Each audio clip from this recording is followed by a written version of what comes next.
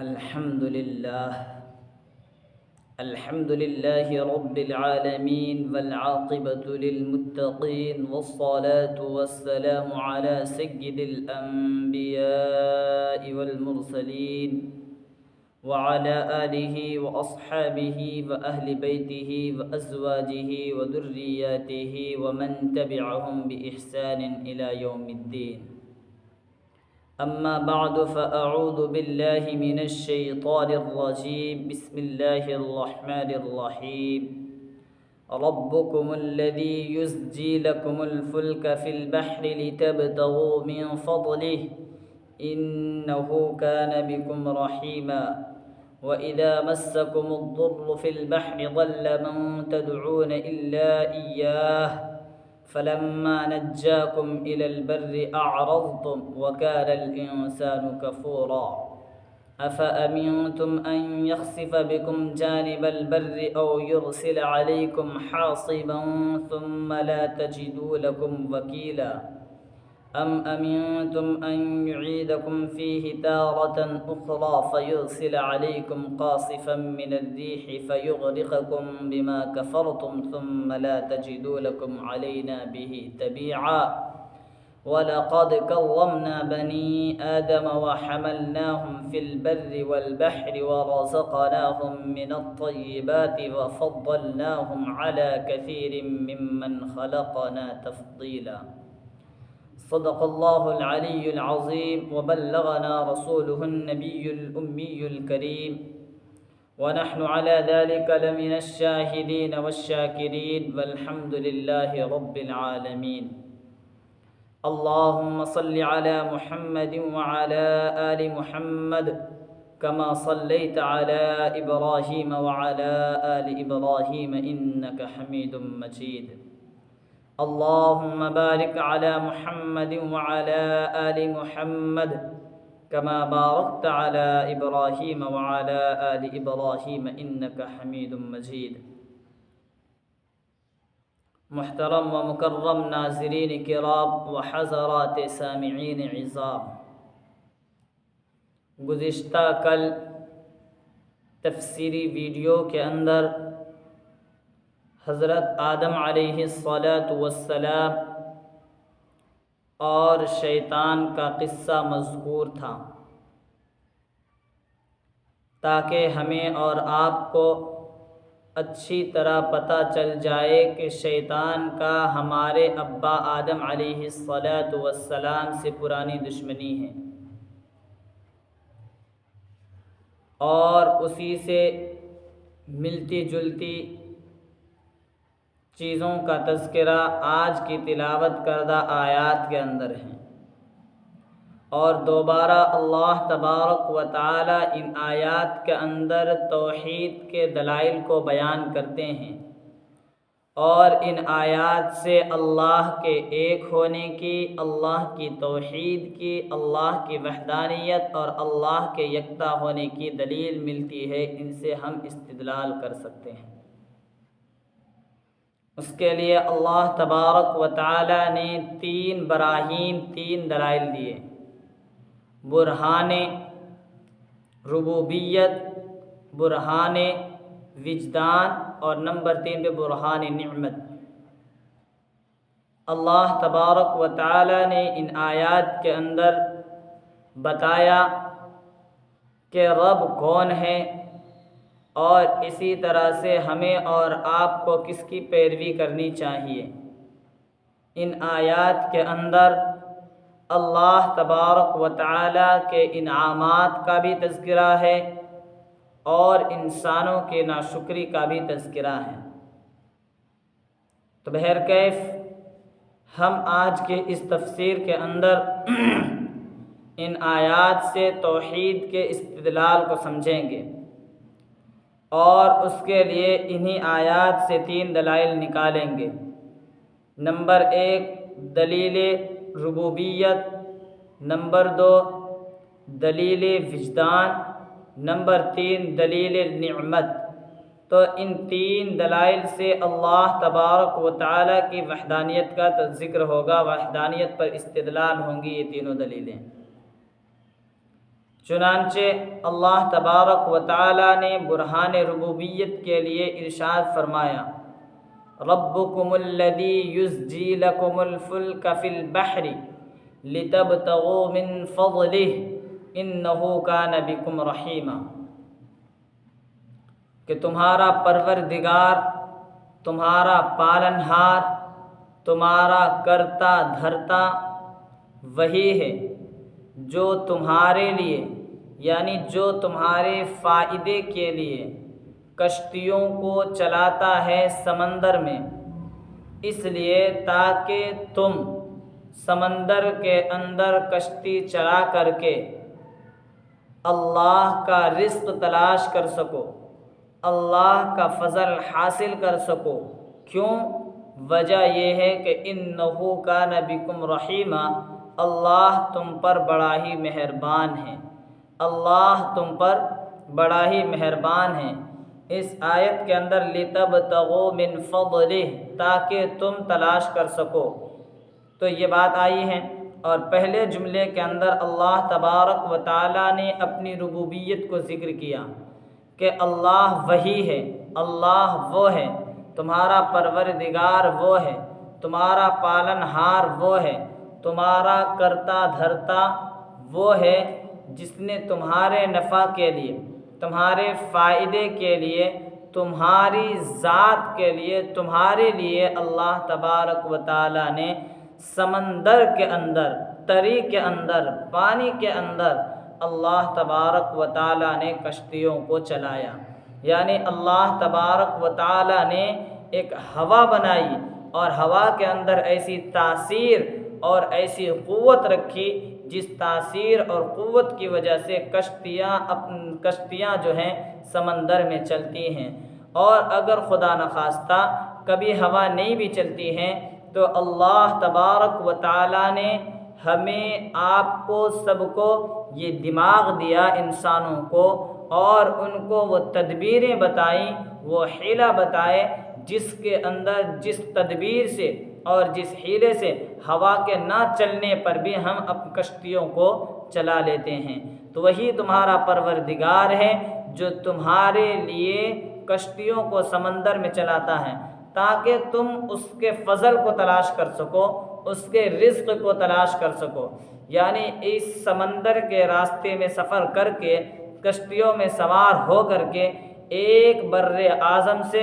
دوسرے بر اعظم کا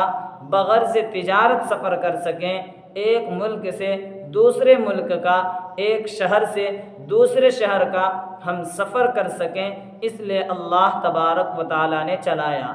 یہ ہوا۔ اور سمندر کے اندر بھی اللہ تبارک و تعالیٰ نے ہمارے لیے کچھ چیزیں ایسی رکھی ہیں جن کو ہم سمندر سے حاصل کر کے ہم اسے فروخت کرتے ہیں، اسے بیچتے ہیں، اس کا ہم کاروبار کرتے ہیں، اس لیے اللہ تبارک و تعالیٰ نے چلایا۔ اسی طرح چونکہ لتبتغوا من فضلہ کہا ہے تو ہم سمندر سے زیورات نکالتے ہیں جو ہم اور آپ یا ہماری عورتیں جن کو پہنتی ہیں، وہ زیورات بھی نکالتے ہیں۔ یہ تمام کے تمام لتبتغوا من فضلہ کے اندر داخل ہے۔ انہ کان بکم رحیما، یقیناً تمہارا پروردگار تم پر بڑا ہی مہربان ہے۔ جب اللہ تبارک و تعالیٰ نے مہربانی کر کے ہمارے اور آپ کے لیے کشتیوں کو چلایا ہے سمندر میں، تو اس کا انجام یہ ہونا چاہیے، نتیجتاً ہمیں یہ کرنا چاہیے کہ ہمیں اللہ کا شکر گزار ہونا چاہیے، ہمیں اللہ پر ایمان لانا چاہیے، نہ یہ کہ ہم ایک اللہ کے ساتھ ساتھ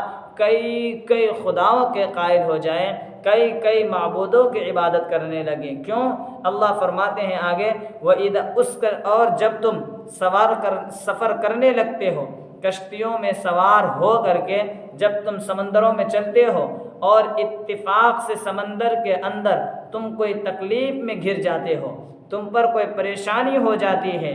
مثلا تم جب سمندر کے اندر جاتے ہو تو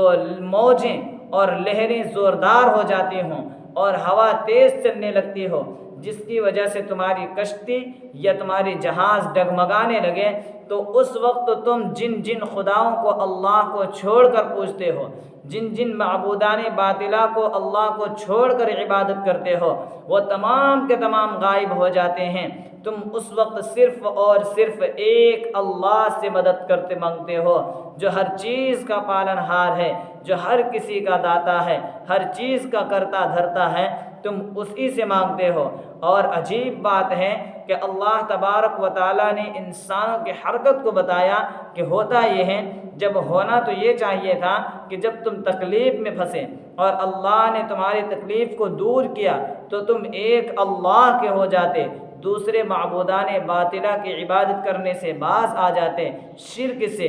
کفر سے، عناد سے اور ضد سے باز آ جاتے۔ لیکن عجیب بات ہے کہ جب تکلیف پہنچتی ہے تو تمہارے تمام کے تمام خدا، تمام کے تمام معبودان باطلہ رفو چکر ہو جاتے ہیں، غائب ہو جاتے ہیں، تم تمام کو چھوڑ کر ایک اللہ کو پکارتے ہو، اور وہ اللہ جب تمہاری سن لیتا ہے، تمہیں نجات دے دیتا ہے، تمہیں عافیت کے ساتھ، اطمینان کے ساتھ، اور تمہیں صحیح سالم اس بھور سے، اس موج سے اور لہر سے، یعنی موت کے منہ سے بچا کر کے خشکی پر، دریا کے کنارے پر، سمندر کے کنارے پر آ کر لا کر کے تمہارے کشتی کو لگا دیتا ہے، تمہارے جہاز کو لگا دیتا ہے، اور صحیح سالم تم کو خشکی تک پہنچا دیتا ہے، تو تم لگے انکار کرنے لگتے ہو، تم انکار کرنے لگتے ہو۔ پھر اس کے بعد تو پھر اللہ تبارک و تعالیٰ نے اسی کے ضمن بھی بتایا وَكَانَ الْإِنسَانُ كَفُورًا، انسان ہے ہی بڑا ناشکرا، انسان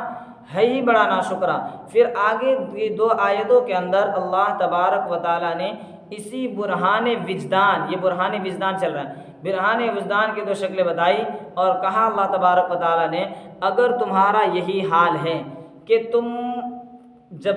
تکلیف میں ہو، پریشانی میں ہو، مصیبت میں ہو تو اللہ کو پکارتے ہو، اور جو ہی اللہ تبارک و تعالیٰ تمہاری پریشانی کو دور کرتے ہیں، تمہیں مصیبت سے نکال لاتے ہیں، تو تم اللہ کو بھول جاتے ہو، اللہ کو فراموش کر دیتے ہو، تو کیوں تم یہ جو بھول رہے ہو، یہ جو اعراض کر رہے ہو، یا پھر اسی طرح سے تم جو دوبارہ معبودان باطلہ کی پرستش کرنے لگتے ہو اور معبودان باطلہ کی عبادت و پوجا کرنے لگتے ہو، تو کیا تمہیں اس بات سے بے خوف ہو گئے ہو تم کہ ان یخسف بکم جانب البر او یرسل علیکم حاصبا، کہ تم کو اللہ تبارک و تعالی خشکی کی جانب میں لا کر دھسا دے؟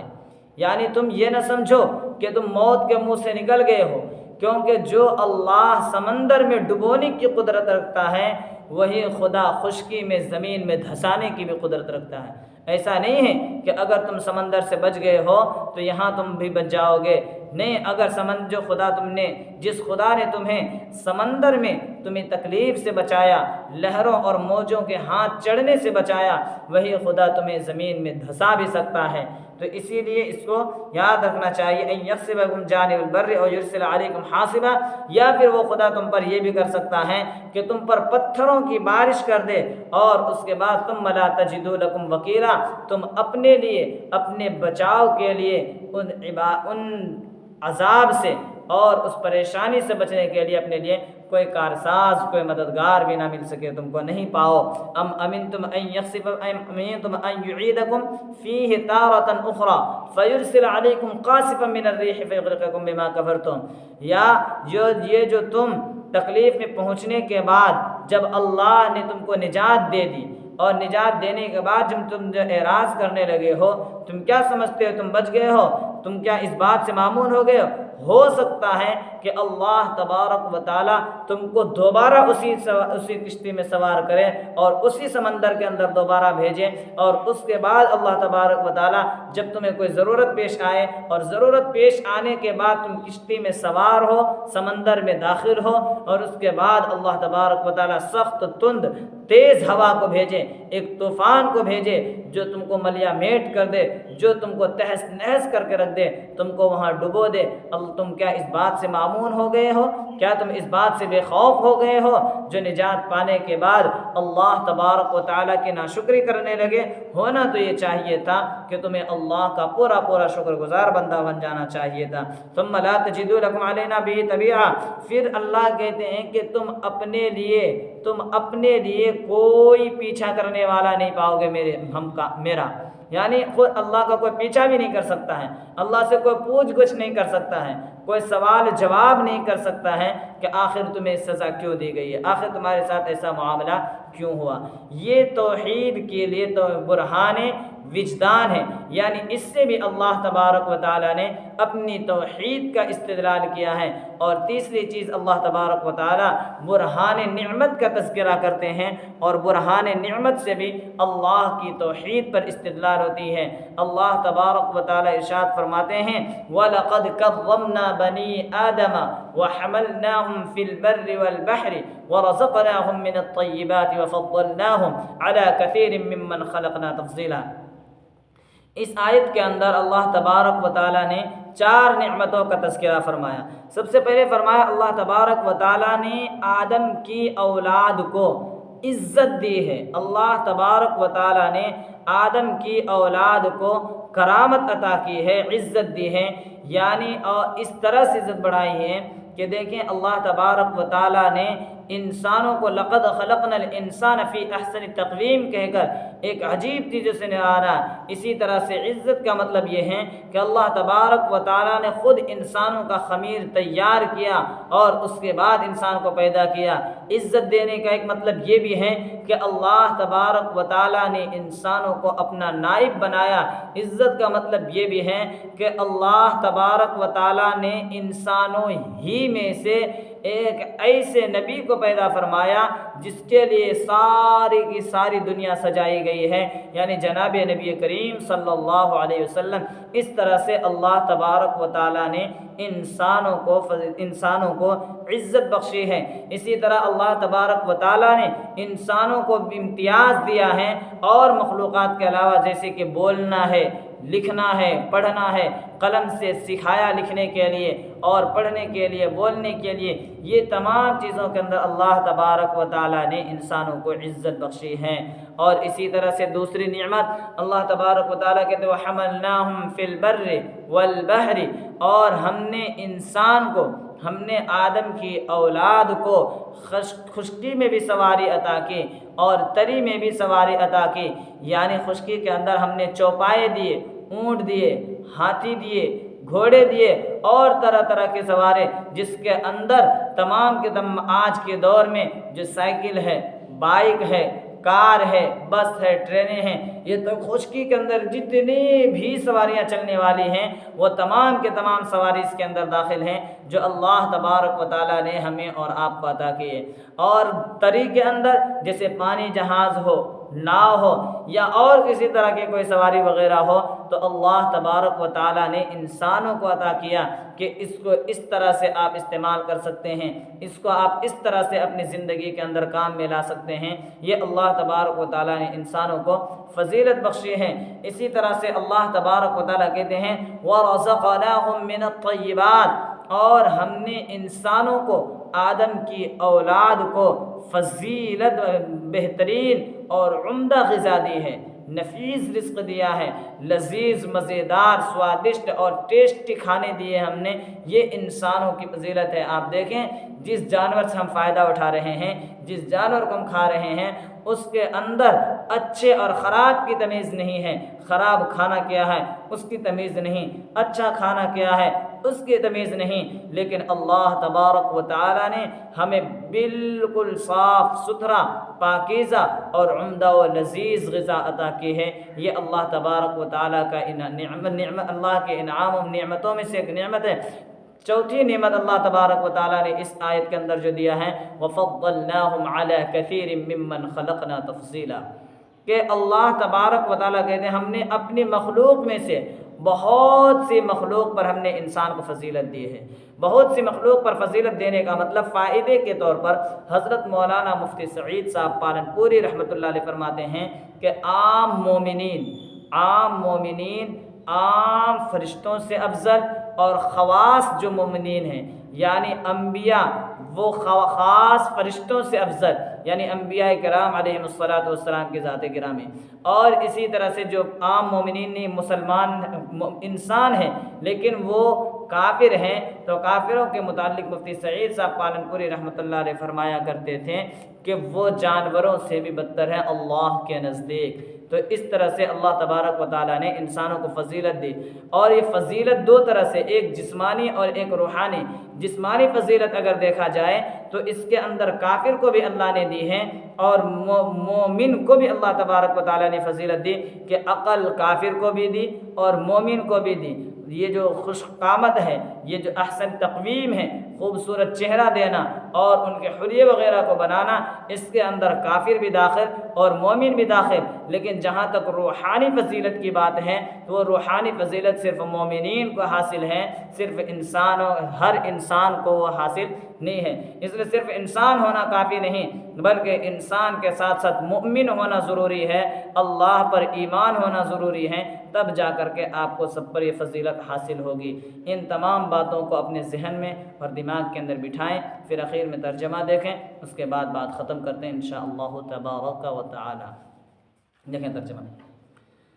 ربکم الذی یسجی لکم الفلک فی البحر، تمہارا پروردگار وہی ہے جو چلاتا ہے تمہارے لیے کشتیوں کو سمندر میں، لتبتغوا من فضل، تاکہ تم اس کا رزق تلاش کر سکو، انہ کان بکم رحیما، یقیناً وہ تم پر بڑا مہربان ہے، وَإِذَا مَسَّكُمُ الضُّرُّ فِي الْبَحْرِ ضَلَّ مَن تَدْعُونَ إِلَّا إِيَّاهُ، اور جب تم کو کوئی تکلیف پہنچتی ہے سمندر میں تو جن کو تم اللہ کو چھوڑ کر پکارتے ہو وہ سب کے سب غائب ہو جاتے ہیں۔ فَلَمَّا نَجَّاكُمْ إِلَى الْبَرِّ، پھر جب اللہ تبارک و تعالی تم کو نجات دے کر کے خشکی کی طرف لے آتا ہے، اعرضتم، تو تم اعراض کرنے لگتے ہو، وَكَانَ الْإِنسَانُ كَفُورًا، انسان تو ہے ہی بڑا ناشکرا۔ أَفَأَمِنْتُمْ أَنْ يَخْسِفَ بِكُمْ جَانِبَ الْبَرِّ، تو کیا تم اس بات سے بے خوف ہو گئے ہو کہ وہ تم کو خشکی کی جانب میں لا کر زمین میں دھسا دے؟ او یرسل علیکم حاصبا، یا تم پر سنگسار کو بھیج دے، یعنی پتھروں کی بارش کو بھیج دے، ثم لا تجدوا لکم وکیلا، پھر نہ پاؤ تم اپنے لیے کوئی کارساز، حمایتی، مددگار۔ ام امنتم ان یعیدکم فیہ تارۃ اخری، یا تم اس بات سے بے خوف ہو گئے ہو کہ تم کو دوبارہ لوٹا دے سمندر میں دوسری مرتبہ۔ فیرسل علیکم قاصفا من الریح، پھر بھیج دے تم پر تیز ہوا، فیغرقکم بما کفرتم، پھر تم کو تمہاری ناشکری کی وجہ سے ڈبو دے، ثم لا تجدوا لکم علینا بہ تبیعا، پھر نہ پاؤ تم اپنے لیے ہمارا پیچھا کرنے والا۔ وَلَقَدْ كَرَّمْنَا بَنِي آدَمَ وَحَمَلْنَاهُمْ، اور تحقیق کہ ہم نے آدم کی اولاد کو عزت بخشی ہے، وَحَمَلْنَاهُمْ فِي الْبَرِّ وَالْبَحْرِ، اور ہم نے ان کو یعنی آدم کی اولاد کو سواری دی ہے خشکی اور تری میں، وَرَزَقْنَاهُمْ مِنَ الطَّيِّبَاتِ، اور ہم نے ان کو یعنی آدم کی اولاد کو پاکیزہ، عمدہ اور نفیس رزق عطا کیے ہیں، وَفَضَّلْنَاهُمْ عَلَى كَثِيرٍ مِّمَّنْ خَلَقْنَا تَفْضِيلًا، اور ہم نے ان کو یعنی آدم کی اولاد کو اپنی مخلوقات میں سے بہت سی مخلوقوں پر فضیلت عطا کی ہے۔ اللہ تبارک و تعالی ہمیں اور آپ کو کہنے سننے سے زیادہ عمل کرنے کی توفیق عطا فرمائے، آمین۔ اقول قولی ھذا واستغفر اللہ لی ولکم ولسائر المسلمین فاستغفروہ انہ هو الغفور الرحیم، وما علینا الا البلاغ۔ سبحان اللہ وبحمدہ، سبحانک اللہم وبحمدک، ونشہد ان لا الہ الا انت، ونستغفرك ونتوب إليك۔ سبحان ربك رب العزة عما يصفون، وسلام على المرسلين، والحمد لله رب العالمين۔